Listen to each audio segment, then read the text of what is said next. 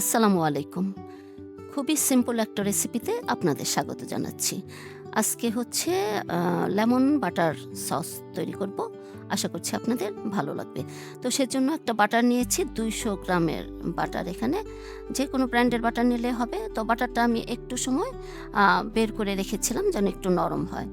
তো এই ২০০ গ্রামের থেকে আমি একদমই অর্ধেকটা নিয়ে নিচ্ছি, মানে ১০০ গ্রাম পরিমাণ। তো ১০০ গ্রাম পরিমাণ বাটার আমি এই একটা বাটিতে তুলে নিলাম।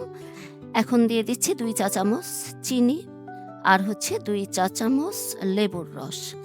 এটা যার টেস্ট অনুযায়ী দিয়ে নিলেই হবে। তো আমি আমার টেস্ট অনুযায়ী এতটুকু দিয়েছি।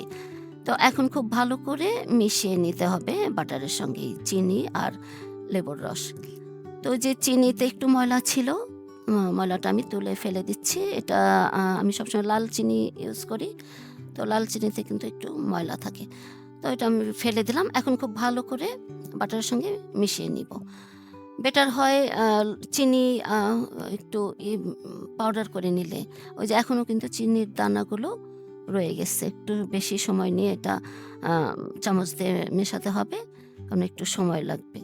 পাউডার করে নিলে দ্রুত বাটারের সঙ্গে মিশে যায়।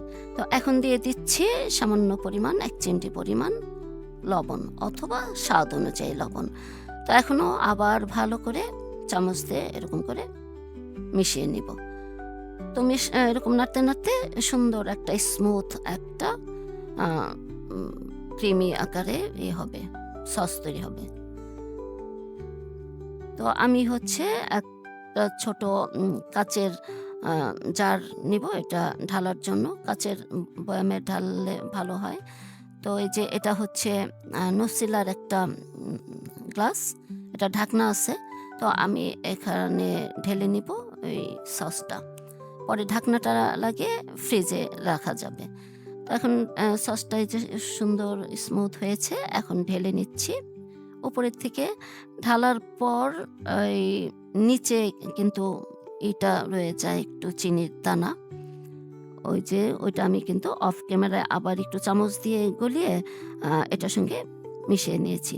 তো এই সসটা কিন্তু নরমাল আটার রুটি বা পাউরুটির সাথে সঙ্গে খেতে খুব ভালো লাগে। বাচ্চাদের টিফিনে অথবা বিকেলে চায়ের সঙ্গে আ খেতে অনেক মজা হয়। তো বাসায় একবার হলেও ট্রাই করে দেখবেন। আর হচ্ছে সবাই ভালো থাকবেন। সবার সুস্বাস্থ্য কামনা করে আজকের মতো বিদায় নিচ্ছি। খুব তাড়াতাড়ি আবারও আসবো নতুন কোনো রেসিপি নিয়ে। আল্লাহ হাফেজ। আসসালামু আলাইকুম।